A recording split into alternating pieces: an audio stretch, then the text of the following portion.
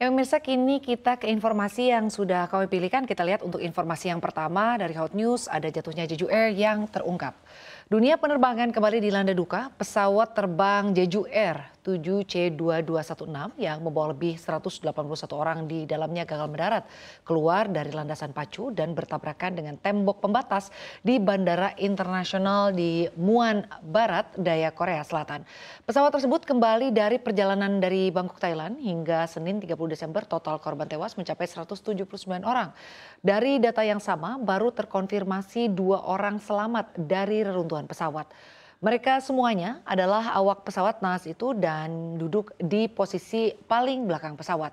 Pihak berwenang tengah melakukan penyelidikan resmi terkait kecelakaan ini. Jenis pesawat ini sendiri adalah Boeing 737-800. Sebelumnya kecelakaan Jeju Air terjadi Minggu pukul 9 pagi waktu setempat. Mengutip laman The Korea Herald, awalnya maskapai berbiaya rendah itu diperingatkan petugas menara kontrol akan ada serangan burung. Video menunjukkan bagaimana pesawat itu mencoba pendaratan miring tanpa roda pendaratan yang diaktifkan rekaman video yang dramatis dan menunjukkan pesawat itu meluncur di sepanjang landasan pacu dengan asap mengepul. Kecepatan yang tidak bisa dikendalikan membuat pesawat keluar landasan. Pesawat kemudian menabrak dinding di ujung dan terbakar.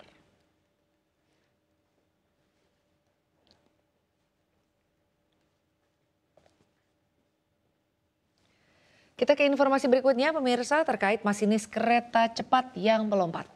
Masinis kereta cepat TGV yang melaju dari Paris ke kota Saint-Étienne di Timur Tengah Prancis dilaporkan melakukan bunuh diri dengan melompat dari kereta yang sedang dikendarainya. Kejadian di malam Natal itu terjadi saat kereta membawa ratusan penumpang dengan kecepatan 300 km per jam.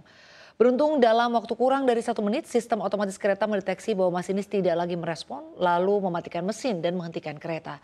Menurut perusahaan kereta api negara Prancis SNCF, tidak ada penumpang yang terluka.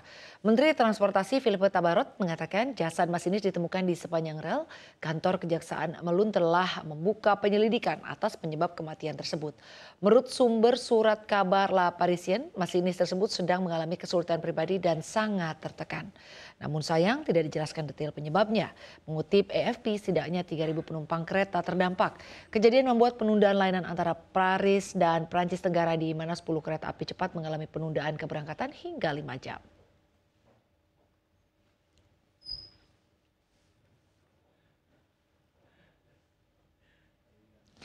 Kita ke informasi selanjutnya pemirsa, yakni tenggelamkan kapal penyelundup. Presiden Prabowo Subianto mengungkapkan kembali perihal masalah kebocoran-kebocoran yang ada di negara ini. Kali ini yang ia tekankan adalah penyelundupan barang-barang ilegal yang merugikan Indonesia termasuk penyelundupan tekstil. Hal ini diungkapkan Prabowo dalam pidatonya di Musrenbangnas RPJMN 2025-2029 Senin 30 Desember. Dalam mengatasi ini, ia menuturkan aparat pemerintah sangat menentukan. Prabowo menegaskan aparat pemerintah menentukan kebocoran untuk dihentikan karena penyelundupan dari luar ke dalam adalah membahayakan kedaulatan Indonesia. Prabowo pun mencontohkan penyelundupan tekstil yang mengancam industri tekstil tanah air dan ratusan ribu pekerja di dalamnya. Ia pun meminta para profesor untuk memberi masukan. Ia sadar hal ini akan membuat dirinya dibilang tidak mengerti hukum, namun langkah ini demi kedaulatan bangsa dan kehidupan rakyat Indonesia.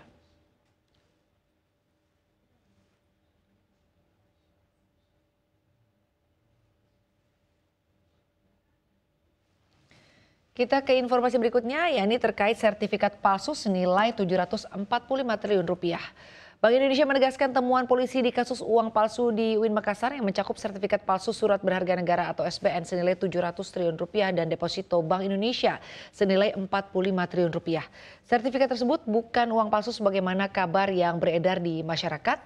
Direktur Eksekutif Departemen Pengelolaan Uang Bank Indonesia, Marlison Hakim mengungkapkan temuan senilai 745 triliun rupiah adalah sertifikat palsu, bukan uang palsu.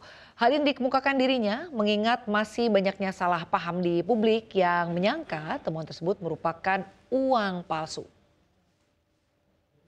Temuan uang palsu di kasus ini mencapai 446 juta rupiah jika mengacu pada keterangan polisi.